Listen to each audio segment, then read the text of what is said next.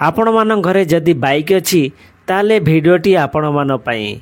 वर्तमान आसिला बड़ खुशी खबर सरकार न्यू अपडेट न्यू रेगुलेशन नुआ नुआ अपडेट कौन आसुची बाइक विषय रे जदि जानी नाहंती जे कोनोसी बाइक ले चलिबो किंतु बाइक रो नुआ नुआ अपडेट आछि कौन अपडेट आछि से विषय आमे जानिया को चाहा कहले वीडियोटी संपूर्ण देखंतु जानि परिबे। ता पूर्व वीडियो को यदि लाइक करनांती तो लाइक कर दियंतु।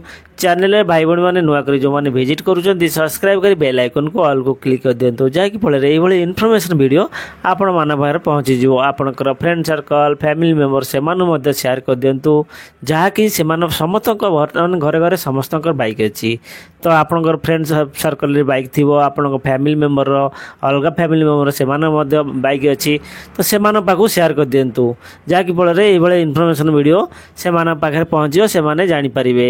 तो चलंतु बिना कोनोसी देरी न करी वीडियोटी को स्टार्ट करिवा। विभिन्न स्तर रे बहु परिमाण चालान पड़ी रहिथिबारु राज्य रे कैबिनेट बुधवार वाणिज्य एवं परिवहन विभाग एककालीन समाधान योजना पाई प्रस्ताव को अनुमोदन करिछि जहा द्वारा ट्रैफिक नियम उल्लंघनकारी को प्राप्य प्रदान करने को उत्साहित कराजिवो।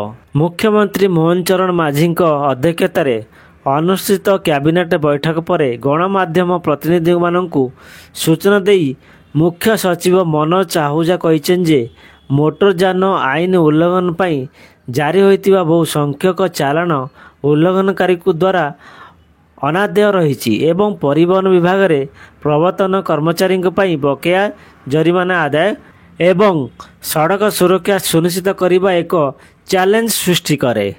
बहु संख्यक विचाराधीन चालान समाधान नहेबारु सरकार जुलाई 31 तारिख सुधा ई चालान पाई ओटीएस योजना घोषणा करिसेंती जहाँ एमबीपी आईन अनुसार किछि धारा अधीन रे आरटीओ स्तर रे विचाराधीन अछि। चलंतु जानिबा कौन रही नियम गुड़िक।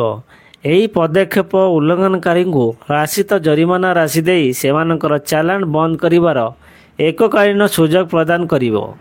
मुख्य सचिव कहिसेन जे एही योजना एबेबी आईन अनुसार जरिमाना ह्रास सहित अनुपालन को एही योजना रे प्राथमिक उद्देश्य होछि बकेया जरिमाना को दक्षतार सहित आदाय करिबा एवं उल्लंघनकारी को सुरक्षित ड्राइविंग अभ्यास ग्रहण करने को उत्साहित करी सड़क सुरक्षा को प्रोत्साहित करिबा।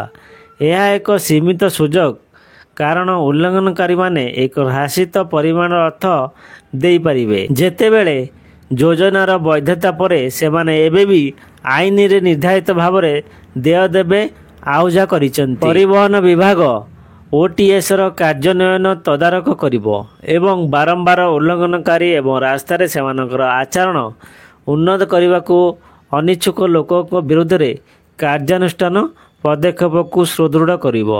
आईन विभाग रे प्रमुख सचिवों अध्यक्षतार एक कमिटी गठन कराजिवो जहाँ पूर्वरु कोर्ट को पठाइथिबा चालान गुड़िकर जांच करिवो एवं एपरि मामला गुड़िकर समाधान पाई उपयुक्त निष्पत्ति नेबे।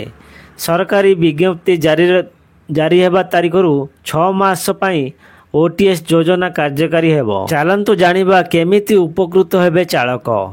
राजरास्ता रे द्रुत गाड़ी रे गाड़ी चलाइबा हेलमेट न पिंधिबा किंबा जी ट्रैफिक नियम भांगिला एही कारणरू गोड़ाई गोड़ाई मोटा अंकर चालान काटी थांती ट्रैफिक पुलिस। एही समय रे बिचरा जनता को आगरे आउ किछि उपाय भी नहीं किए 5000 तो आउ किए 10,000 फाइन दे कान मुंडा आउसी घर को फेरती आउ तांको भितरे कई पुलिस को नालिया कि देखाइबा को पछाउ नाहंती।